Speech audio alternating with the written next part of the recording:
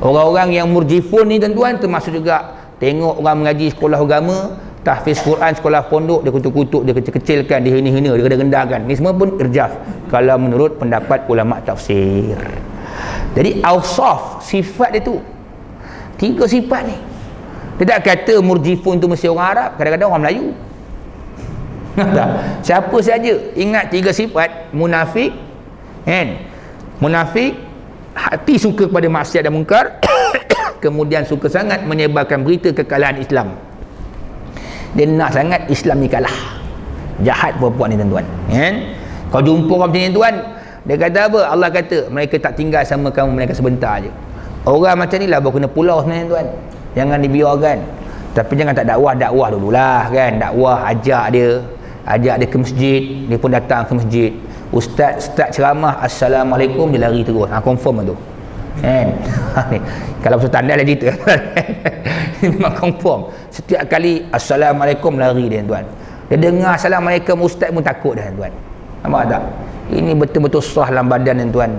Ustaz kata dia je munafik, jin dalam badan pun munafik juga. Jin dalam badan pun munafik juga tuan. Lari dalam bukang. Ya.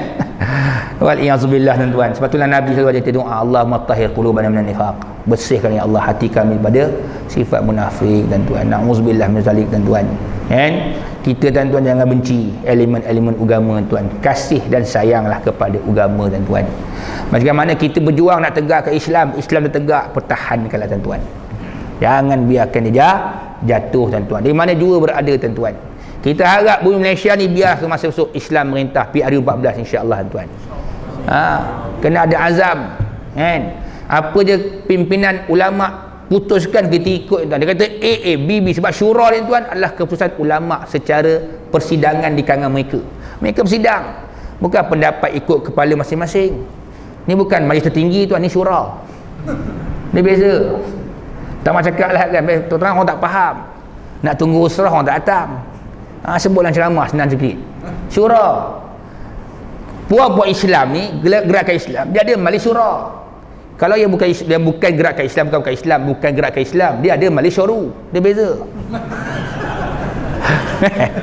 Syura, keputusan wa amruhu syura bainahum. Urusan mereka tu mereka akan syura sama-sama. Kita ikut je tuan, tolong jadi pendukung pejuang, kan? Kalau kita mati tuan, insya-Allah jangan bimbang, jangan takut. Ada tak usaha kita untuk jihad dalaman? Ada. Insya-Allah selamat. Kena ya? Ni yakin. Allah firman lagi, ya ayuhan nabi jahidil kuffara wal munafiqin waghluz alaihim. At-Taubah 73. Hai nabi, berjihadlah kamu melawan orang kafir dan orang-orang munafik itu, dan bersikap keraslah terhadap mereka. Ulama tafsir kata bersikap keras terhadap orang munafik maknanya jalankan hukuman ke atas mereka. Kalau mereka berzina, sebat atau direjam, mencuri, potong tangan. Mana hukuman mesti ada. Biar mereka rasa gerun dan takut. Kufar ni, lawan kufar bukan sesuka hati nak lawan orang kafir. Tak boleh. Kalau dia menentang Islam sahaja. Saya terkejut tuan-tuan. Hari Jumaat tuan-tuan, Jumaat pertama, Jumaat ketiga saya biasa mengajar kat Serdang. Masjid orang panggil Masjid Mardi. Sebab orang pasal dia dekat dengan Mardi kan, Masjid Komplek Pertanian tuan, Institut Komplek Pertanian. Dekat dalam, orang panggil Masjid dalam, Masjid lama. Saya mengajar baru ni tuan, saya cerita pasal bab dakwah, ajak orang bukan Islam, dalam masuk Islam. Pengurusi beritahu lepas habis kuliah, Ustaz, belakang tu memang ada seorang non-Muslim. Dia memang dengar kuliah. Lepas ni kita jumpa dia. Dia minum sekali tuan-tuan. Kata pengurusi mula-mula dia hintai-hintai kat luar. Pengurusi tanya, nak jumpa siapa? Saya nak masuk dalam boleh tak? Boleh, nak dengar kuliah. Saya bukan Islam. Silakan. Dia minta tuan-tuan jadual kuliah. Jadual kuliah dia minta. Nampak tuan-tuan? Orang tanya kenapa tak pergi masjid UPM? Itu masjid Melayu. Ni masjid Islam. Maksud dia masjid Melayu itu, Melayu tak benarkan orang bukan Islam masuk masjid. Betul saya kata itu ajaran Melayu, ajaran Islam boleh. Ada pengangguk. Boleh faham tuan. Islam masya-Allah. Nampak? Saya kata lain kali Cu, nama dia Cu, awak datang duduk depan. Tak apa. Tak perlu ustaz duduk belakang, takut sensitif. Tak apa. Dah orang Melayu tak duduk depan, orang Cina duduk depan, tak ada masalah.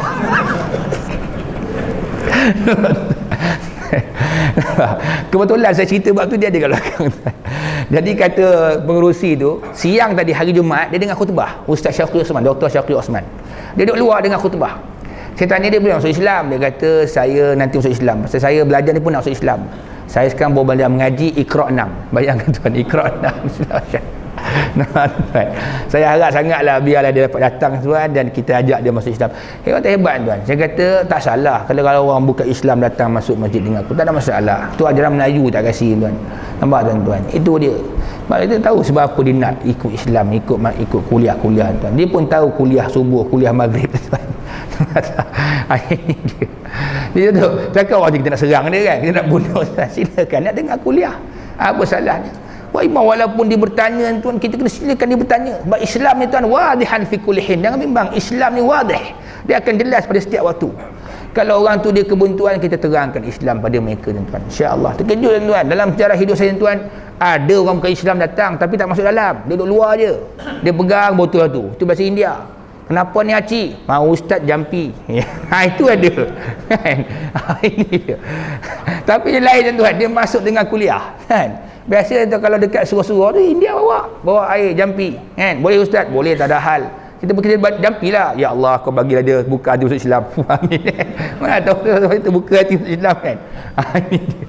Baiklah. Jadi inilah dia. Kita lihat tuan-tuan, kita rasa ialah mungkin tuan pasal perkembangan Islam tu kan, nampak positif zaman sekarang tuan. Orang mula buka cerita, bagi tahu orang bukan Islam tak ada masalah, nak mengaji tentang Islam di masjid, di surau dan seumpama tuan. Baik, orang-orang munafik, orang-orang yang berhati sakit, dan orang-orang murjifun, orang-orang yang menyebar khabar bohong. Tu yang panggil murjifun kan, khabar bohong macam-macam lah. Yang penting Islam kalah. Itu dia, nak tahu murjifun ni, yang penting Islam tu kalah. Semuanya berada dalam negara Islam. Tengok hujah Syekh Said Hawa, dia kata puak-puak munafiqun ada di dalam negara Islam sejak di Madinah lagi tuan-tuan. Artinya ada tak jihad dalam negara Islam, atau dia panggil jihad dalaman? Ada. Nak serang siapa?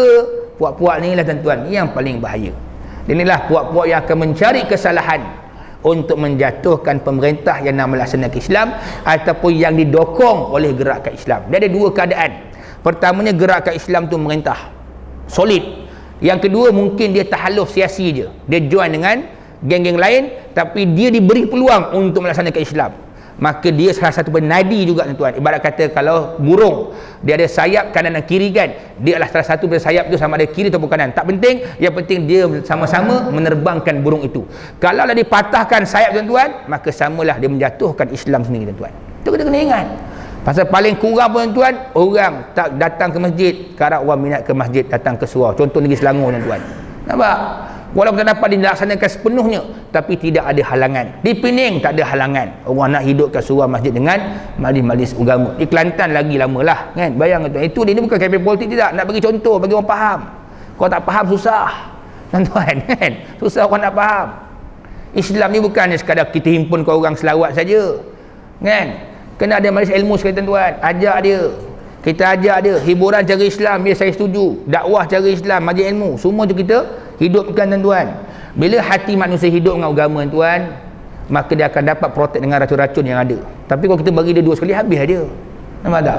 Kita letak dia agama, bagi dia penawar, bagi dia pula hiburan, itu racun, habis, rosak dia, rosak. Sebab jiwa manusia tuan-tuan, dia nak kepada benda hibur, tapi kita islamisasikan hiburan tu, insya-Allah kan. Jadi benda racun tukar jadi penawar tuan-tuan, benda racun tukar jadi penawar. Baik,